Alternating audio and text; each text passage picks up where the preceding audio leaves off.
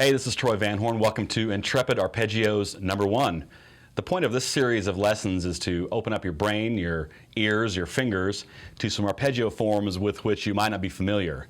We'll talk about how to play them, how to apply them, what they look and sound like.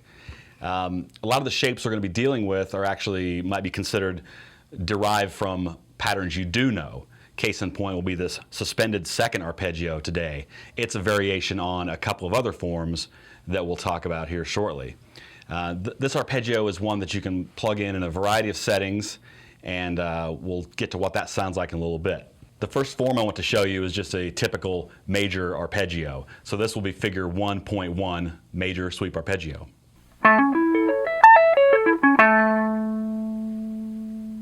So you've probably seen that before, and the same with this. So those are two fairly common shapes. Now, the arpeggio in question is the suspended second. And structurally, here's what's going on. A major chord, of course, if you're not familiar, is the notes 1, 3, and 5 from the major scale. A minor triad is 1 flat 3 and 5. A suspended chord happens when you plug the second degree of the scale in place of the third. In other words, you don't have a major or a minor third. The chord sort of becomes neutral tonally. It's a suspended second. And this will be figure 2.1, the suspended second arpeggio. Play it very slowly first. And a little more quickly.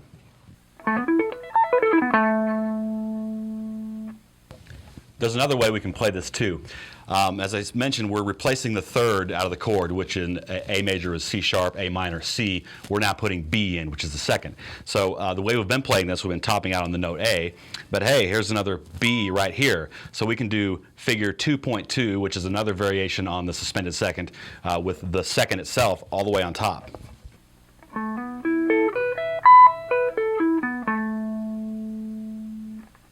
Now a little quicker on that. What can you do with this arpeggio shape? As I mentioned, it's a variation on a major and a minor, really. When you start to tamper with the sort of DNA of a chord and the tonality becomes neutral like this, you can put it in place of both of them. So let's take a listen to what this arpeggio sounds like against an A major chord. That is a nice sound.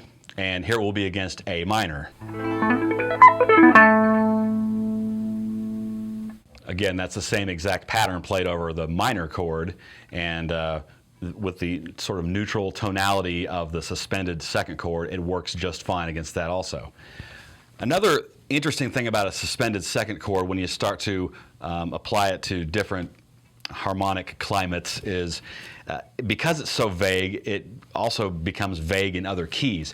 So the notes of this, if you analyze it, could actually turn into an E suspended fourth. So let's listen to the A suspended second arpeggio against an E major chord.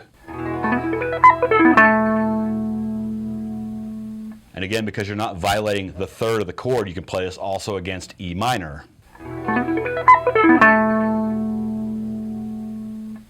And here's one more application for this arpeggio if you really want to stretch things tonally. If we talk about the key of A major, but we play the relative minor chord, which is F sharp minor, you wind up with a sound that is like a minor 11. Don't get caught up on that though, let's just listen to what it sounds like. A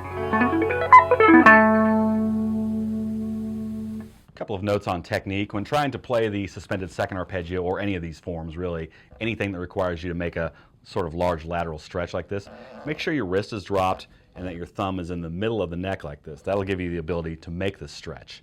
Picking wise, I'm trying to keep a consistent pick angle on the ascending and descending runs of this sweep.